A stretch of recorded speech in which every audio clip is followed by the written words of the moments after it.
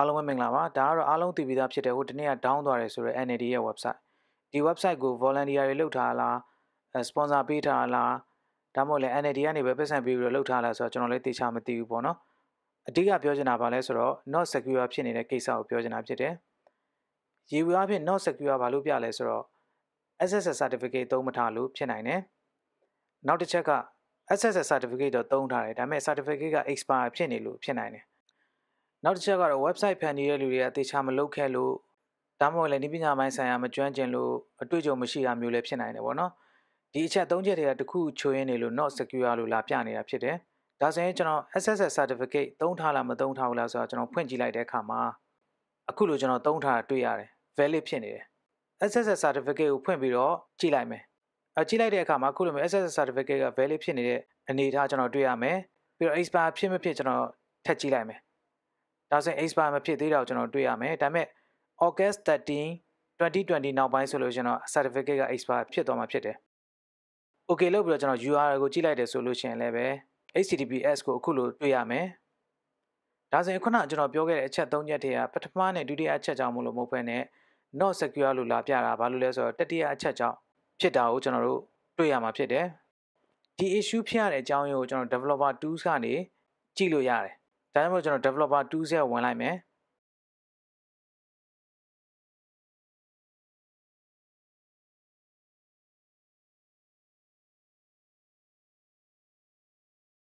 ပြီးရင် security တွေကိုဝင်လိုက်တဲ့အခါမှာအခုလိုမျိုးကျွန်တော်တွေ့ရမှာဖြစ်တယ်အခုဒီမှာတွေ့ရတဲ့ miss content ဆိုတာက not secure လို့လာပြတဲ့အကြောင်းရင်းပဲဖြစ်တယ်ဘယ်ဟာတွေက miss content ဖြစ်နေရလဲဆိုတော့ကျွန်တော်သိချင်တယ်ဆိုလို့ရှိရင် refresh လုပ်ရတယ်ဒါကြောင့်မို့ကျွန်တော် refresh လုပ်လိုက်မယ်ဆိုလို့ရှိရင်အခုလို miss content ဖြစ်နေတဲ့ဟာကို network panel မှာသွားကြည့်ဖို့လို့ link ထုတ်ပေးတာကိုတွေ့ရမှာဖြစ်တယ်တကယ်ဆိုရင် miss ဖြစ်နေတာအများကြီးမဟုတ်တစ်ခုတည်းဒါကိုဘာလို့မြတ်တရီမထားမိလဲဆိုတော့ကျွန်တော်လည်းမပြောတတ်ဘူးအခုချိန်ထိလည်းပြင်ထားတာကျွန်တော်လည်းမတွေ့ဘူးပေါ့နော်အောက်မှာဆိုရင် certificate ကလည်း valid ဖြစ်တယ်ပြီးတော့ connection ကလည်း secure ဖြစ်တယ်ဒီတော့ဒီ view one request ကိုကျွန်တော်နှိပ်လိုက်တယ်ဆိုလို့ရှိရင် network panel ဘက်ကိုရောက်သွားမယ်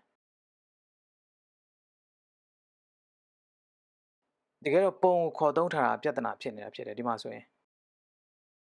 ပုံကဘာပုံလဲဆိုတော့ NAD ရဲ့ logo မ header တွေကိုကျွန်တော်ဝင်ကြည့်လိုက်တယ်ဆိုလို့ရှိရင်ဒီပုံကို request လုပ်ထားတဲ့ URL ကဒါဘာနဲ့ request လုပ်ထားလဲဆိုတော့ဒီမှာကြည့်လိုက်တယ်ဆိုလို့ရှိရင်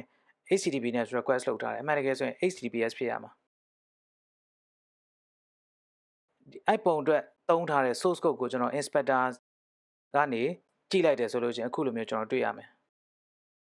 ပုံထဲဖို့သုံးထားတဲ့ line 2 line ရှိတယ်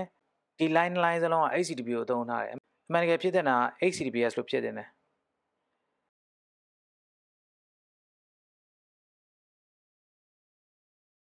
HTTPS လို့ပြောင်းလိုက်မှာ not secure လို့ပေါ်နေတာကနေ secure လို့ပြောင်းသွားမှာဖြစ်တယ်ဒါကြောင့်မလို့အလားတူ issue မျိုးတွေကြုံတွေ့ခဲ့မယ်ဆိုလို့ရှိရင်အခုလိုမျိုးကျွန်တော်ဒီ root cause တွေကိုရှာပြီးတော့